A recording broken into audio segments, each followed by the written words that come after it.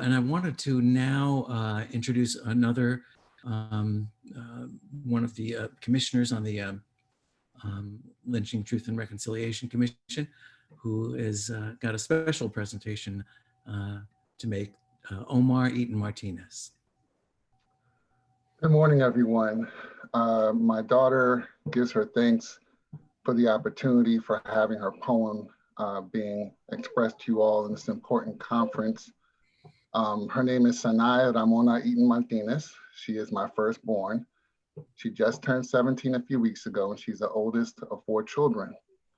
We have homeschooled her and our other children since 1st grade, and she is now entering her first month into 12th grade right now this fall. She is a public speaker and a competitive debater. She's currently applying for colleges. She wants to go into pre-law, ultimately become an attorney, and ultimately become an elected official. So she looks up to people like Representative Delegate Pena Melnick. This poem was written in response to the most recent wave of racial injustices, specifically the murders of George Floyd, Ahmaud Arbery, and Breonna Taylor. She originally recited this poem during the MNCPPC's virtual Juneteenth I Can't Breathe panel, which I had the honor of moderating. Her I Can't Breathe poem was a national finalist for the National Youth Foundation's I Matter Poetry Contest. Her poetry is very deep and thought-provoking and personal. And as a result, it made it easier for her to share with you all this gift through a recording. And so without any further ado, this is Sanai Eaton-Martinez, my daughter, reciting the I Can't Breathe poem.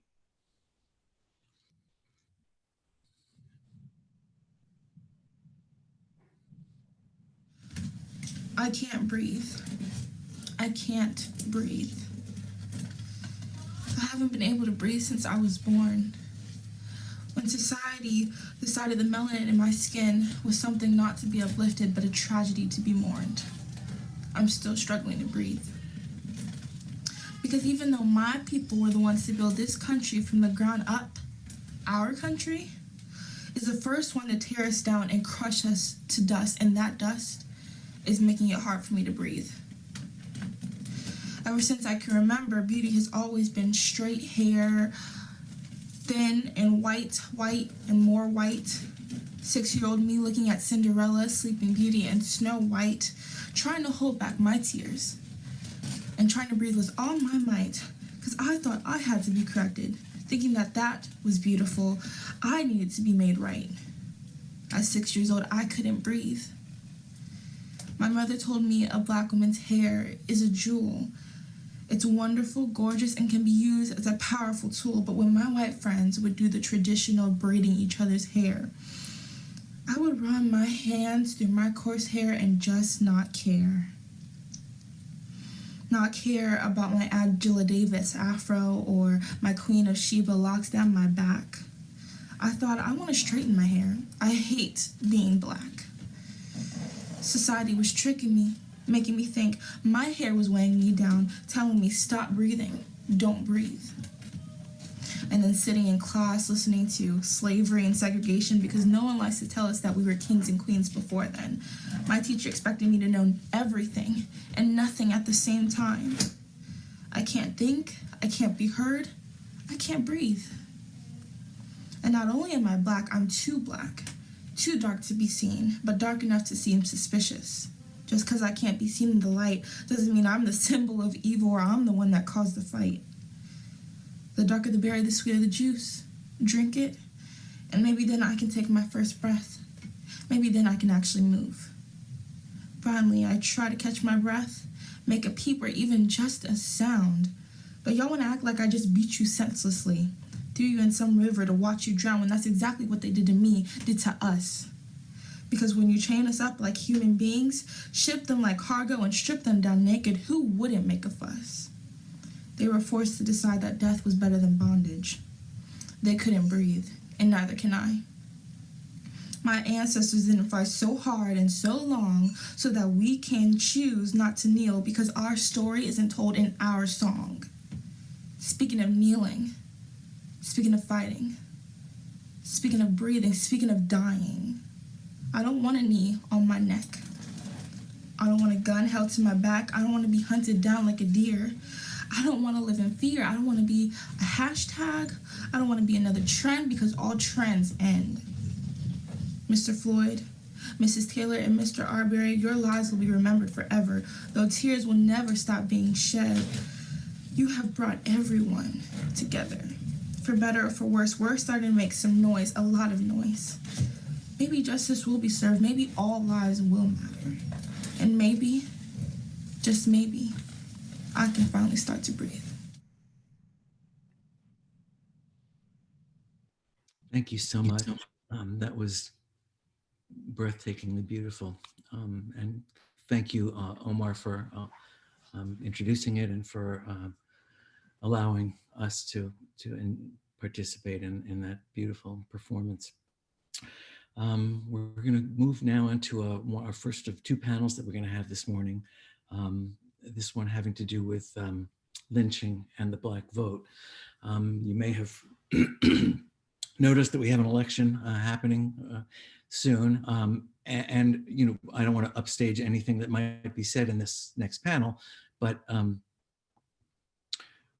I will note that, you know, this week, just yesterday, in fact, when there were the advance voting that's going on in Georgia, in Atlanta, I noted that there were the wait in predominantly Black districts, the wait to vote was between 5 and 8 hours, while in Buckhead, the predominantly wealthy white district, it was 15 minutes. So I think that that's an indication of the influence of racism in the franchise. This panel, the next panel is going to be led by Dr. Charles Chavis. He is an assistant professor of conflict resolution and history and the founding director of the John Mitchell Jr. Program for History and Justice and Race at George Mason University. And I would add, he is the vice chair of the Maryland Lynching Truth and Reconciliation Commission, and is also a member of the board of directors of the Maryland Lynching Memorial Project. Dr. Omar Ali is a professor of comparative African diaspora history at UNC Greensboro and the author of In the Lion's Mouth, Black Populism in the New South, 1886 to 1900, and we're privileged to have him with us. And then Christopher Everett is the producer and director of a wonderful documentary called Wilmington on Fire, which is about the 1898 coup and massacre of the Black community in Wilmington, North Carolina. We're actually going to feature that in an upcoming First Thursday film series. We're going to have a screening as well as a discussion, but I want to at least provide you with an excerpt from the film, which describes, in this clip, kind of describes the unique and in some ways very idyllic political climate in Wilmington in the years before that awful massacre.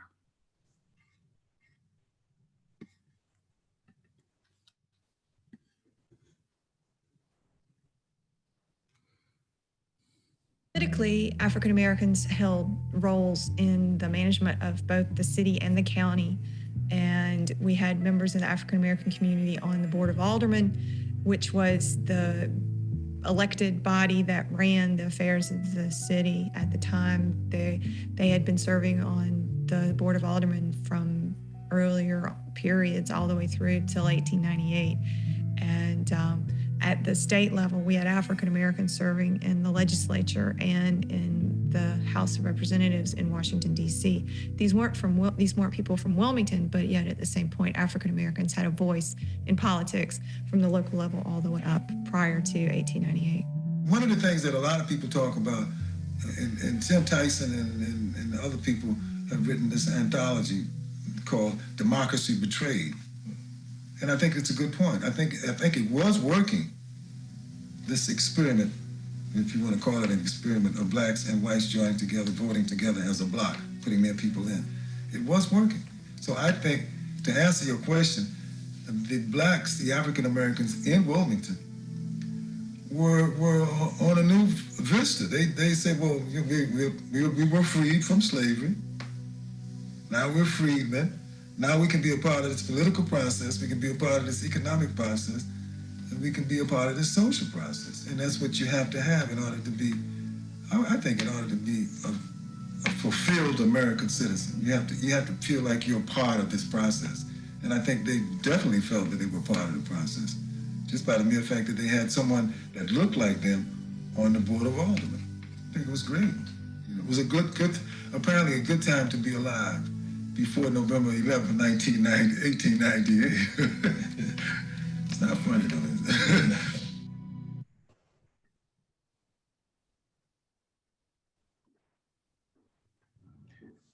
All right, thank you so much, Will, for that. And thank you, Mr. Everett, for your amazing work. As well, I also want to thank Dr. Omar Ali, a mentor of mine and someone who's responsible for a lot of the work that I'm doing now. And I wanted to start off picking up where the actual clip left off around this issue concerning, well, not the issue, but the idea of the fusion politics that emerged in Wilmington, and which is highlighted within this clip, and the ways in which Blacks and whites were coming together, and how the ways in which this was seen as a threat, and eventually, some would argue, would eventually led to the lynching that would occur during the massacre. And so I wanted to start off by proposing that question to Dr. Ali, specifically as it relates to his thoughts around this fusion politics that emerged during this time, and how that was, how that in many ways formed as what would eventually lead to the massacre that ensued in Wilmington. Thank you, Charles. Just to say thank you for the organizers of this conference, Will and Ann and others, and those who've spoken before, and the beautiful poem that was shared with us. I loved how father sets up daughter for this big stage and allows her brilliance to come through for all of us to enjoy. I'm very moved to actually be here because I've known Charles for many years, and just to see his development and growth, and just how we all have to keep developing and learning from each other. So while I may have served as his mentor, he's a mentor of mine in other ways. So I want to respond to your question, and do that by laying out a little bit of the history, if I may, which is to really locate and understand the Wilmington insurrection, riot. It has different names, of course, history. It depends on who you're asking, right? How it's characterized. But I think a way of understanding what happened on November 10th in 1898 in Wilmington was that there was a coup d'etat. There was an overthrowing of an democratically elected government. Following emancipation, this period of Reconstruction, the sort of rebuilding of the infrastructure and the political institutions of the South, which began before the war's end, actually really begins in 1863, as Eric Foner and others have written about. And you have the federal government's support, right, for this effort. But by 1876, and then the compromise, basically the federal government is going to pull out. And so African Americans had to build their own institutions, had to build their own organizations. And so this took the form of fraternal organizations, agrarian groups like the Granges, and mutual aid societies, churches. And these were sites for independent Black political leadership to be formed. And the dominant story has been that basically there was end of Reconstruction, Black people were oppressed, and then you basically have a few cases here and there, but then it's not till the civil rights movement that the Black freedom movement gives full expression to Black active organizing. But there was ongoing organizing throughout the late 19th century. And it's also the case that, as Stephen Hahn has written, that there was a paramilitary politics of this period. So the Civil War ends, but there's ongoing battles, literally shootouts at ballots on election day. So African Americans are forming these independent organizations. And what happens circa 1886 is white populist forces and Black populists will start to come together. And there was this sort of a feeling that the Democratic Party was not serving all the interests of white people, and they needed to have some allies to kind of push back on their control. not as much from a civil rights perspective, but more economics. And they formed a People's Party. And you have people like Walter Patil in North Carolina, others who are going to provide Black leadership to this independent Black political organization with white Republicans largely, and some disaffected Democrats. And so this fusion comes together in the elections of 1894 and 1896. The governor is elected from this populist fusion in North Carolina we're talking about. And the Democrats are going to push back on that. And they actually had been pushing back. So the Democratic Party is explicitly the party of white supremacy in this period of time. There are paramilitary organizations like, the Ku Klux Klan, the Red Shirts, and others that are going to use lynching as a tool, political tool for suppressing Black leadership and Black activism and Black organizing. And so these networks that come out of the Black populist movement, the Colored Farmers Alliance, and even members of the Knights of Labor, which had been forming in the South, and or the organizations come together and feed this fusion election, which is basically taking Republican and populist or People's Party candidates and running them together. And we're able to take over North Carolina. But the Democrats would not have it. And by 1898, they launched a full coup d'etat on a city which had a thriving Black population, business, culturally, and otherwise. And they basically don't allow the voters to come in. The Red Shirts are basically there blocking people. And a massacre will ensue thereafter on the premise of this sort of racialized sexualization charges of Black men. And the details are extensive. And, Krzyzewski's book that came out a number of years ago, Democracy Betrayed, which is a collection of essays, came out actually a couple of decades ago, but is still very, very relevant, provides sort of a detailed history of some of this. And what's interesting is it's only in the last, I'd say 15 years that people really talk about Wilmington, what's called the Wilmington Riot, but it can be talked about as an insurrection as well. So lynching was a political tool that was used to terrorize and suppress Black leadership and Black activism. And that signals 1898 really the collapse of the Southern-wide Black populist movement and the retaking of these governments, whether it was in East Texas or in North Carolina and in other little pockets. And Jim Crow is then fully instituted. The legal segregation and disfranchisement of African Americans. So that's sort of the context of the Wilmington 1898 massacre. Great. Thank you so much, Dr. Ali. I think it's important for us to understand how the Wilmington case, in many ways, like you said, set precedent for these other types of episodes of racial terror throughout the South and throughout the country. And outside of political power, also, we know, like with Tulsa, Oklahoma, for example, the threat of economic power in terms of the Black community was also a reality. And I think it's important that we understand that the ways in which these lynchings in many ways were message crimes that were used to maintain the racial hierarchy and to keep Blacks in line, whether it's through within the political process, the economics, et cetera.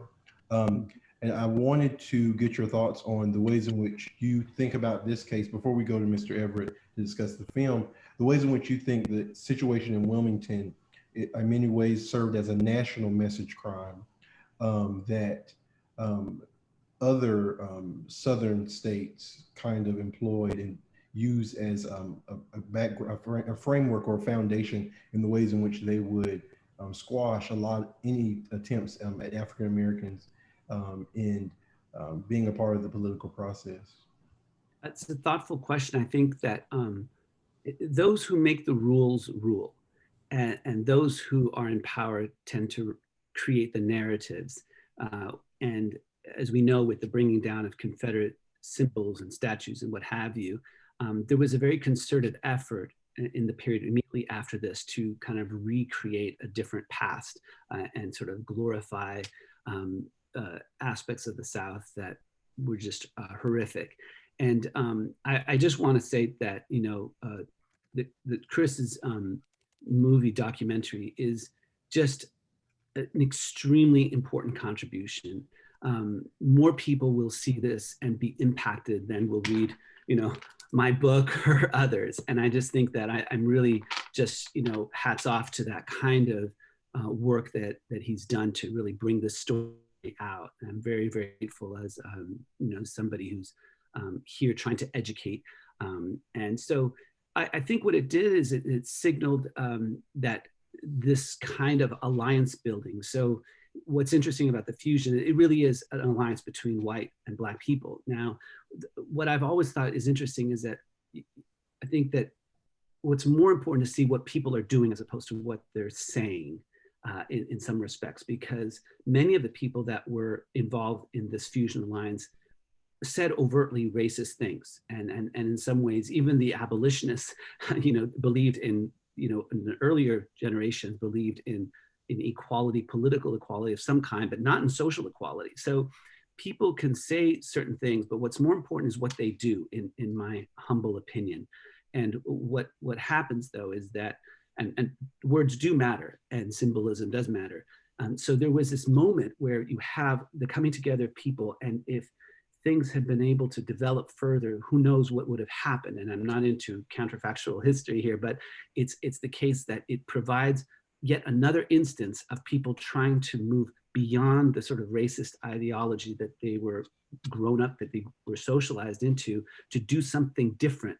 And it was squashed through violence and then legalized through Jim Crow.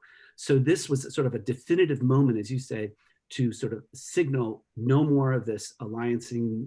Black people are going to be used as a scapegoat and are going to be used to essentially control resources, because a lot of what was at play was essentially the fusion government in Wilmington putting in interest rate reductions, which impacted economically on many of the leaders of Wilmington, white leaders. And so it's symbolic and had a powerful sort of reverberating effect across the region.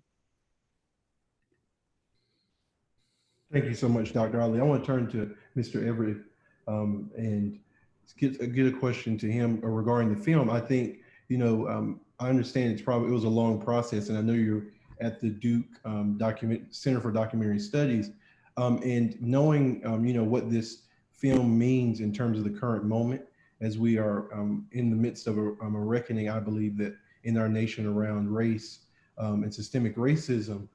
What were your thoughts upon releasing your film in this current climate?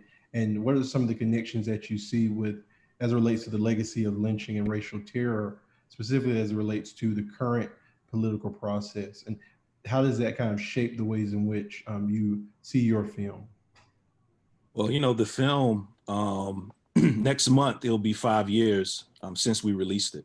Been all over North Carolina with it, all over the country, several parts of the world, several film festivals. And I just felt like the film, I never thought that the film would do anything, when I first put it together.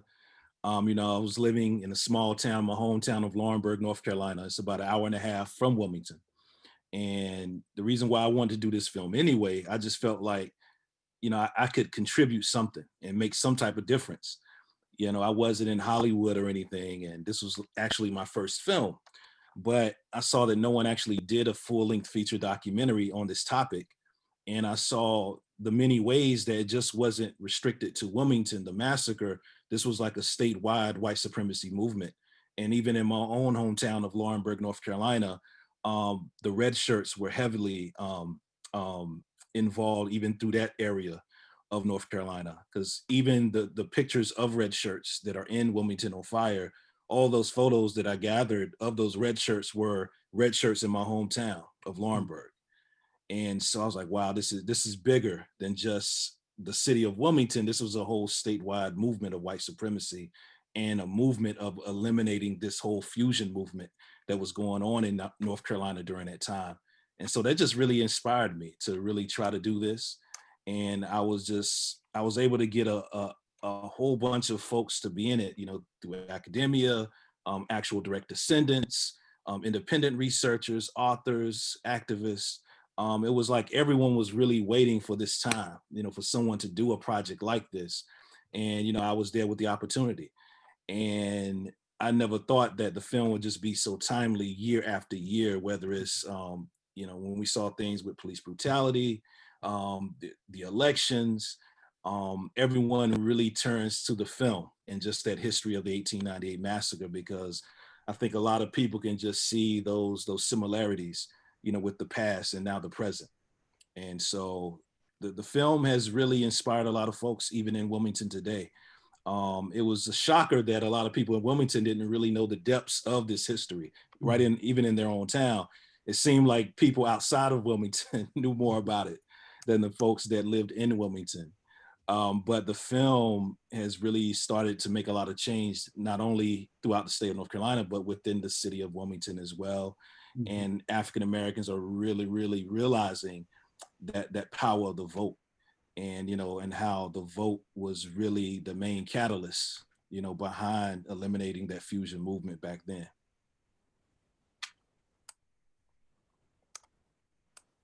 Thank you so much, Mr. Everett. I think, some of the things, when I talk about lynching being a message crime, right? I am a professor here at George Mason University in Fairfax. And during the first day of early voting, we saw that there were individuals who were intimidating and standing out in front of, the polling places, trying to, in many ways, block people from voting and to intimidate them. And of course, we're seeing a lot of these things continue to manifest themselves throughout the country as more and more people of color, as well as white allies, are taking a stance up against this administration. And it's really interesting when we consider what that legacy looks like, and what the ways in which this unity that emerges is seen as such a threat.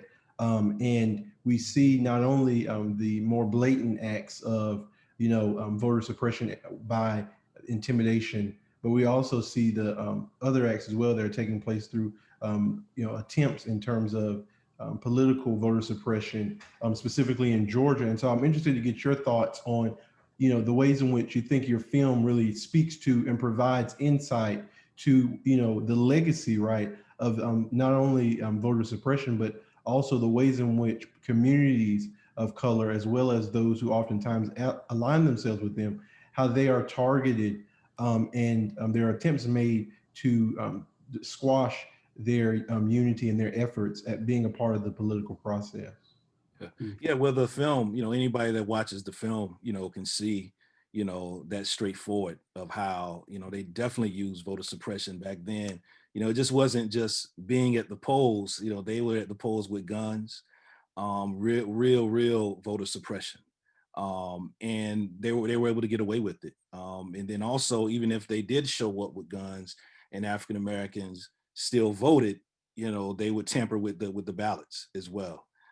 So they use all type of tricks and tactics, but to the lead up, they had a propaganda campaign all the way up to the lead up that really just kind of put fear in the minds of white voters, especially, the average citizen that wanted to vote, and say, hey, we need to vote this way so these people won't maintain power, they won't be in power, and they're taking all these things from you. So, and you see the same similarities of what they're doing today. From the other side of really doing the propaganda first. And then when election time comes, then they put in place these other tactics and tricks. And it's the same thing they did in 1898. And that's one of the reasons why I wanted to make the film, not just give a history lesson, but for us to learn the mistakes and learn the tricks that they did back in those days, so we won't fall for those same mistakes again. Thank you so much, Mr. Everett. Dr. Ali, I wanted to get your thoughts on the question as well. Well, I just think that I think what you're saying about, Chris, is about this framing is extremely important. I was actually thinking of the Italian communist writer Antonio Gramsci and his idea of sort of, the power of culture, and in some ways creating this sort of narrative and framework, which then allows for certain things to take place, and then the sort of the legalization and policy making that results as a result, people getting into those positions of power. We're seeing that now with this current administration, who's brought in, literally dozens and dozens of judges that may not be as supportive of civil and political rights as we would want. And so I think that one of the lessons, I think, is the importance of creating cultural expressions to educate, just like this documentary does, and other ways of thinking about the power of the narrative and framing. So that's why I think, you know, this feeds into a sort of a counter narrative. Not to say that there's just one thing and then there's another thing. There are multiple things at play in terms of narratives, but it's very important to push back against the dominant narrative. So again, just very grateful for this documentary and this conversation. Great, thank you. Back to you, Mr. Everett. I wanted to ask one more question around how you think the power of film can be used as a tool in this work. I understand what the work that you've done and how obviously you think it's making a major contribution. I think it speaks to the importance of narrative change and what that looks like, and the ways in which film can be used to educate. But what are your thoughts about the role of film more broadly in this work of social justice? Oh yeah, I think it's very important. You know, and we're starting to see a little bit more of that now. You know, HBO, you know, when they did The Watchmen, you know, when they kind of highlighted the Tulsa massacre, and then recently, you know, Lovecraft Country, you know, highlighting it a little bit. So you're starting to see, you know, a lot of these events in this history be incorporated into like mainstream media now, where 10, 20 years ago, that was really unheard of. You know, you might have somebody like John Singleton might come out with Rosewood, but it doesn't really do that well at the box office. So you don't really see Hollywood trying to do a film like that ever again. So you're starting to see that change of people wanting to see these type of things and are inspired as well. Like I said, I never thought that the film would really do anything, you know, but just seeing people and talking to folks after screenings and then starting to see the change that just happened in Wilmington, like people that own tech companies. I know one guy, he owns a tech company in Wilmington, and he came to a couple of screenings and he said, man, your film really opened my eyes to what I could be actually doing. I need to be an ally in Wilmington. I need to do something different. So he actually gathered a lot of the white business owners in Wilmington who had the real power and influence and money, and did a big screening at his tech company with all of them there and said, hey, we need to do something different in this community, and we need to help and stop being part of the problem. So you have that initiative going on. Just yesterday, the soccer team at UNCW, University, you know, the school in Wilmington, they actually did a tour of the 1898 massacre and shouted out the film. They watched the film as a group, as a team, and then they went on a little tour. You know, and this is the first time they ever did that. So the film is really doing that. And I think a lot of times people, and the thing is, I'm not knocking books or nothing. We still need to read books. They're very important. But I think more people now are more visual. You know what I'm saying? They're more visual. They like images. And a lot of times when people watch films, they'll end up getting the book as well to dive a little bit more in there. So I think both still play a part with each other and both work hand in hand. But I think it's, you know, for us as artists to definitely keep, you know, that film spirit alive. It's tough. It's tough being independent as well, where you're not backed by mainstream.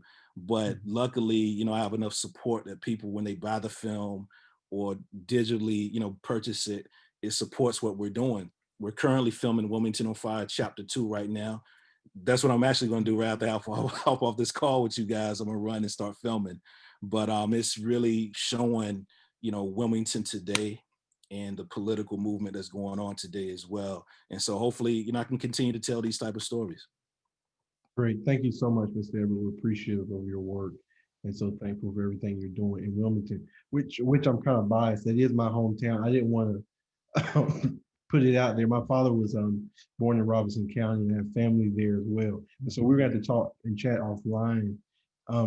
But Dr. Ali, many may not know that you also have in the past have served as a political analyst, and I would be, you know, remiss if I didn't, specifically for CNN in the past.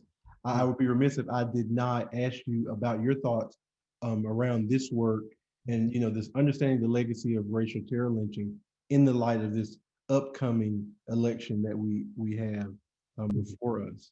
And so I want to end our conversation briefly by getting your thoughts on the importance of understanding this legacy and as it relates to the current election that we're about to take part in, or we're already taking part in. Well, thank you for that. I think one thing to keep in mind is that the same nation that elected the first Black president also elected Donald Trump. And I say that because this is a nation, of contradictions. And I think that as long as we stay within this sort of two-party framework of Democrats, Republicans, and leave out the 42% of Americans who self-identify as politically independent, the fastest growing group of those unaffiliated voters or independents are actually young people. And there's always been a thread of Black political independence. But if we ignore that, we're ignoring the potential for innovations and new ways of doing politics. There's nothing in the Constitution that says that we have to have two parties. In fact, there's nothing about parties there. Yet these two parties have overtaken our government, and it leaves us between a rock and a hard place oftentimes. And so what I think that one of the lessons from this is to, in some ways, resist the temptation to sort of just disavow people who don't think like us, and figure out activities to do together, because racial ideology was designed to divide and separate and conquer and control labor. And poor white people and Black people have long tried to figure out ways of coming together, but racist ideologies pitted folks apart. And so in some ways we have to resist the temptation to see those who do not agree with us in this election as sort of the other. I think that they're imminently organizable. And I take that cue from Dr. Lenora Fulani, who was the first woman and the first African-American actually to get on the ballot in all 50 states back in 1988. And she's somebody who has been advocating for a long time to really reach out to those who may have a slightly different political view, but if you don't talk to them and relate to them as if they have the same concerns and cares that you do for your family and communities, it limits the capacity for us to create meaningful coalitions and be organized by racial ideology, which the Trump administration has been using from the very get-go to, in some ways, pit people apart. So I think that this election is critical. I don't usually say that, but I think that we really need to organize our friends in North Carolina, which is a very important state, to actually come out. And so whatever contacts you have there, please use your contacts and connections to help generate the vote. This election especially is important. Thank you. Great. Thank you so much, Dr. Ali, and thank you, Mr. Everett. And from here, I'm going to transition, and I'm going to pass it over to my colleague, Dr.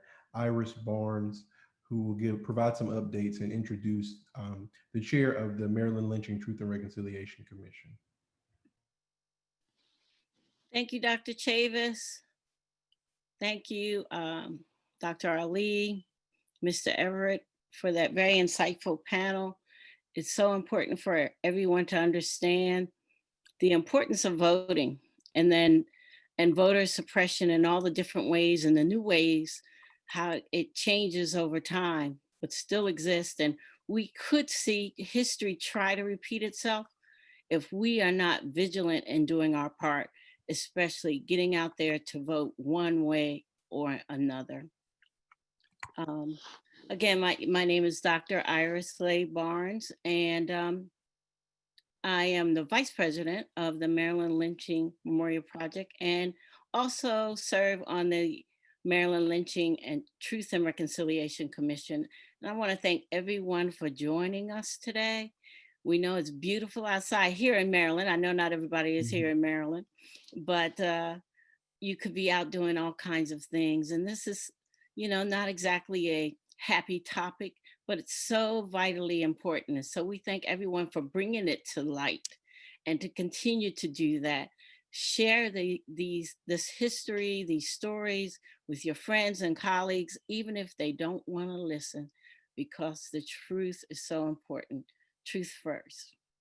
So at this time, I'd like to introduce my colleague, Dr. David Fakunle, who is the chair of the Maryland Lynching Truth and Reconciliation Commission.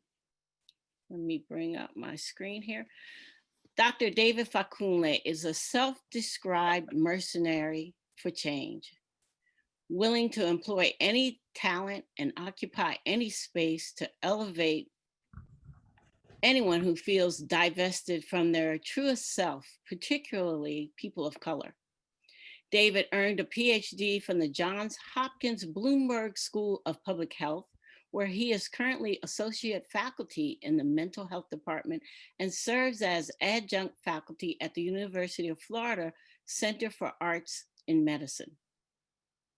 David's research interests include stressors within the built environment, manifestations of institutional racism in society, and the utilization of arts and culture to strengthen health, equity, and ultimately liberation. As an artist, David has utilized Black storytelling, African drumming, vocal and theater performance in the proclamation of truth for over 20 years. And also, and most importantly, David serves as the chair of the Maryland Lynching Truth and Reconciliation Commission, the first state commission in the United States dedicated to chronicling and bringing justice to racial terror lynchings. David will share with us today the progress of this commission, which has been active for 1 year now. And we're just doing some great things. And I thank all my colleagues on the commission. David? Yes, thank you, Iris. Thank you all, Charles, Will, all my fellow commissioners and staff, everyone who's here this morning. Thank you all for being here. As was said, this conversation is never easy, but it's always necessary. So I am honored to serve as chair of the Maryland Lynching Truth and Reconciliation Commission. It is absolutely wild to me that we've only been in existence for a little over a year. I mean, think about that. Think about a child. I was just looking at old pictures of my son. I can still remember the day he was born, and you see that transformation in such little time. In a year, they go from, seemingly helpless to being able to do a few things on their own, but still needing help. And I see that as such a great analogy for this commission. We are a baby, but we are moving around now. We are starting to walk a little bit, and we're starting to speak a little bit, and that makes me very happy, very proud, and it just strengthens my commitment to this necessary work. So what have we been up to? Well, since the last time you all saw me at last year's conference, we've been putting down the groundwork and the infrastructure for this commission. We recognize that it's not just our charge that we have to complete, but everything we do sets precedent. And that is something we're very mindful of. With every action that we take, every decision that we make, we set precedent for future commissions of our type, particularly in the United States and hopefully abroad as well. So we have continued to make relationships and deepen relationships with local coalitions. One thing that we continue to stress is that is critical for us to get this work done. It is not about recreating the wheel. It is not about doing research that has already been done. It is about elevating the research and the stories that local coalitions, local historians, local freedom fighters have been doing. So that remains our charge. It's really hard for me to say what I really want to say. Will, you know what I'm talking about. But this year, 2020, has been a year of revelation. And this is not to sound biblical or apocalyptic, but it truly is the most appropriate word to use, revelation, because everything that has happened this year has really revealed a lot of what we as a commission aim to show. It is not just about chronicling the lynchings that happened between 1854 and 1933. It's about showing how the lynchings, as has been talked about, in this conference so far, it was about sending a message. It was about intimidating and terrorizing Black people in particular, but really everybody, to uphold the system of oppression known as institutional racism. So it isn't about just the acute act of the lynching that we want people to know about. It's about all the systems and all the factors that led to the lynching taking place and how the lynching operated within the tapestry of systemic oppression, namely institutional racism.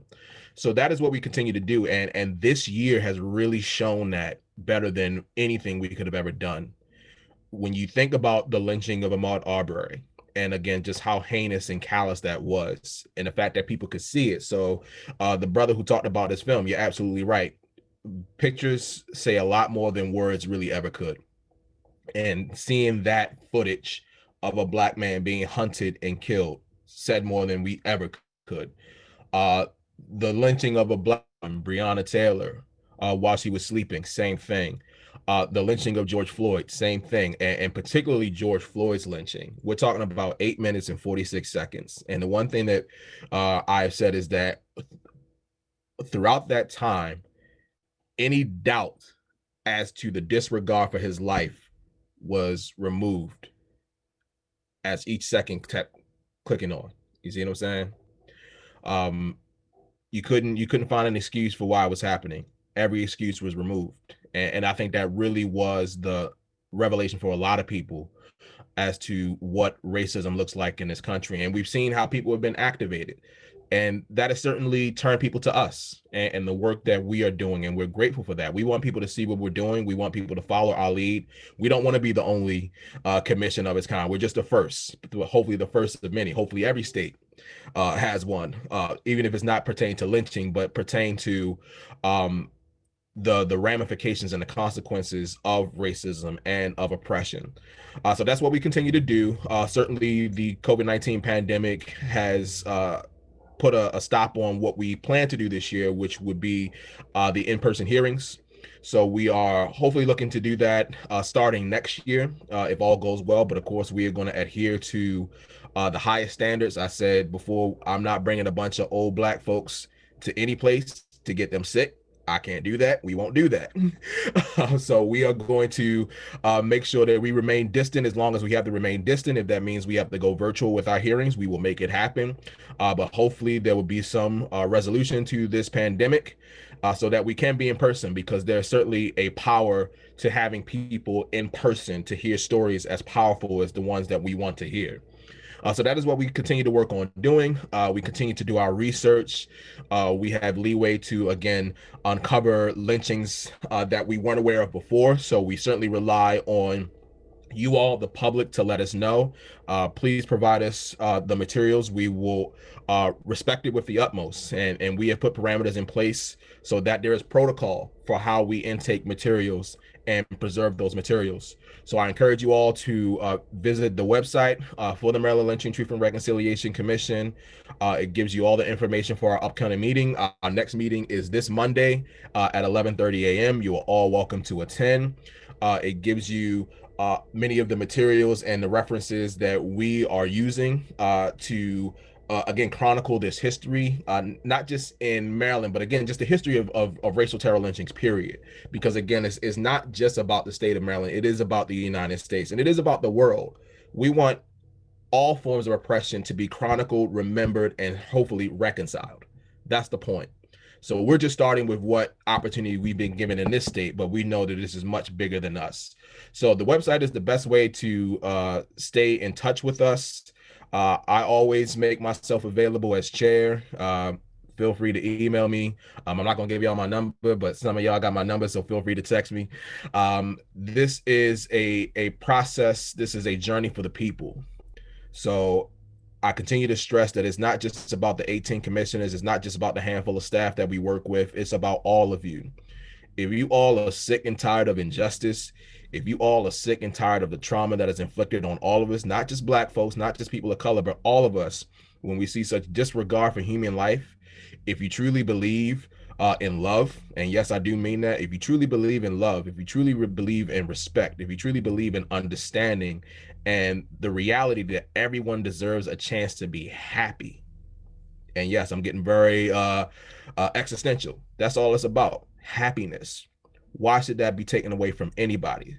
So if you truly believe that everyone deserves a chance at happiness and are sick of systems and opportunities and circumstances that remove that, whether it be the loss of life or the loss of opportunity, then I encourage you, I urge you, I ask you humbly, I beg you to stick with us, to work with us, to help us, to elevate us, to put us in any place that we can be to tell this story. And it truly is a story of the heinousness that society has shown, but also the beauty and the strength and the resilience that we also as society can show when we have opportunities to tell the truth, to elevate the story, and to bring justice to those who deserve justice.